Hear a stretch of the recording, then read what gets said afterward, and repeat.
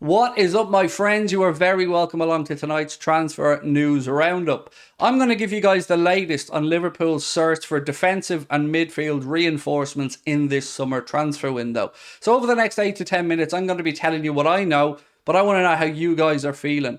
We did a poll tonight on the Anfield Agenda live stream, and we asked simply, are you FSG in or FSG out? 84% of our audience said they are FSG out. And that's the feeling right now in our fan base. Frustration, annoyance and anger. So, before I ask you guys to let me know your thoughts in the comment section, please do hit that subscribe button if you haven't already done so. And of course, drop a like on the video. So, Gabri Vega. Let's get straight into on him tonight. A report comes out of Spain from an outlet called Deportes Copa Galicia. They say that Liverpool have tabled a €25 million or £21 million offer for Celta Vigo's Gabri Vega. If you don't know, Rafael Benitez is now the manager at Celta Vigo, and I reported previously that Liverpool had sent a representative across to have discussions about this young man. What we know is he's a Spanish under-21 international and he wants to play football. So one of the problems for clubs who've gone to Celta Vigo to try and sign this kid is that he wants to get regular minutes. He wants to be guaranteed that his progression is going to continue. So no Premier League club as of yet have been able to give those reassurances.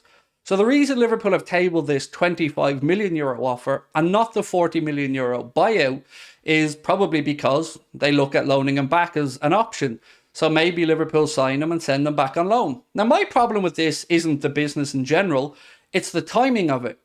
Why are we prioritising sending staff or executives across to work on a deal that won't see us benefit from the player for at least a year? Surely right now there are bigger priorities to be working on. Liverpool need to bring in at least one defensive midfielder, probably two, and a centre back. And going over to Spain and negotiating for a youngster that we won't see for at least a year isn't going to help. Now, if this was a conversation about Liverpool wanting to go and buy the kid, bring him across now, add him with Lavia, brilliant, but it isn't. It's been reported that the plan is to send him back on loan. Now, if we wanted to buy him, he's got a €40 million release clause. Simple again, pay that, the kid would be ours. But we aren't, because we like to make things complicated. But again, I'm going to ask, why is this a priority now? Why are we putting resources into this when the season gets underway in 9 days?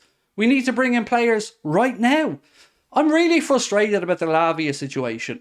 We've had 2 bids rejected and we're apparently about to go back in with a third. But we're doing so on the eve of Southampton getting underway in the Premier League.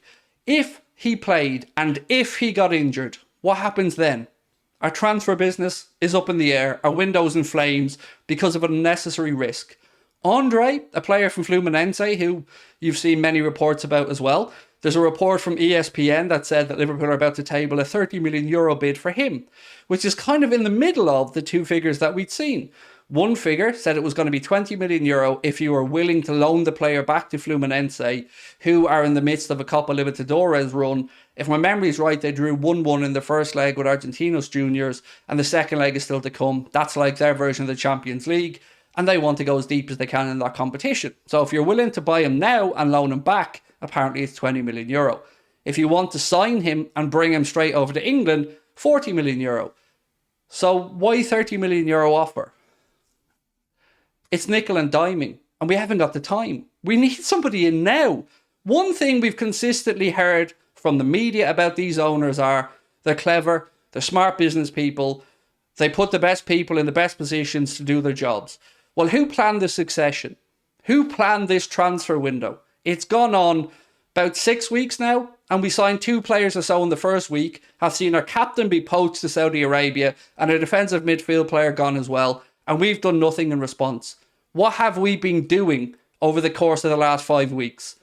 I don't know. It's not like we've had offer after offer turned down and nobody's willing to sell. We've nickel and dimed with Southampton for Romeo Lavia, and we'll probably eventually end up paying close to what they wanted, which we could have done 3 or 4 weeks ago.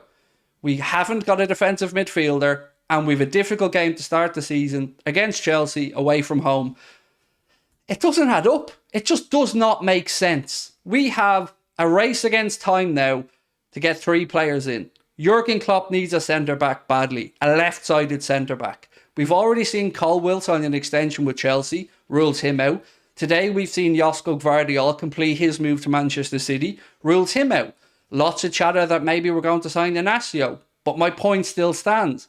If we wanted Inacio, why didn't we buy him for the €45 million release clause at the very start of the window and give Klopp the opportunity to work with the player throughout pre-season and have him ready to go for the Premier League getting underway in case something happened to Van Dijk?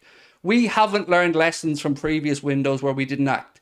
Look at the season where we nearly dropped out of the Champions League, but Alisson scored the header. That should have been a wake-up call. Last year, everybody knew we needed a midfielder, and we didn't. And here's a coincidence for you. How much loan did we pay to Juventus for Arthur Melo? That's right, 5 million. What's the difference in value between Romeo Lavia with Liverpool and Southampton right now? 5 million.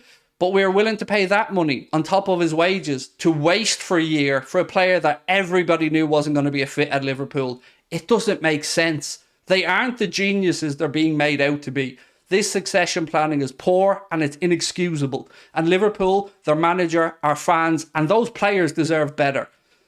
I have a huge fear that we see Curtis Jones playing in the 6 against Chelsea. And that's not fair on Jones, because he's been through a lot of criticism, some of it from me, some of it from other Liverpool fans, and answered that criticism with great performances that have got him back into the good books with lots of fans. But now he's been shoehorned into a position that will probably see him bypassed by Chelsea's midfield and come in for more criticism. It isn't fair. He shouldn't have to be put in that position. We should have at least 2 number 6s at the club. We're potentially reliant on an 18-year-old we signed from Celta Vigo for 300 grand to be the saviour. That's unacceptable. The kid should be allowed to progress, of course, and hopefully he gets more first team minutes. But there should be a senior pro there ahead of him that he can challenge, learn from and compete with. Our owners are an absolute joke. They have told us all along that they planned for this window, that this was going to be a monumental window, that this was going to be a defining window for Jurgen Klopp's tenure. And they've done nothing. They've sat on their hands. They got a speculative deal for Szoboszlai over the line when they found out that it was possible. So where was the planning in that? Although I'm not complaining, love the player. They got McAllister for a song, great. He could have been injured against Bayern and then we'd have had a crisis already. So there's no way that I'm going to believe that they're giving Jurgen Klopp the best chance to be successful. What we need to see happen over the next 7 days is 3 signings very, very quickly and hope and pray that we get off to a good start in the league. Because 1 season out of the Champions League can very quickly become 2, and that's when sponsorship starts dropping away, that's when revenue starts dropping down, and it becomes more and more difficult to claw your way back up into those top places. So I've had my say now, it's over to you guys. Let me know your thoughts, let me know how frustrated you are, and let me know what you'd like to see Liverpool and Jurgen Klopp do over the next few weeks before this transfer window slams shut. Thank you for your time. Look forward to reading your comments and I'll chat to you soon. Bye bye.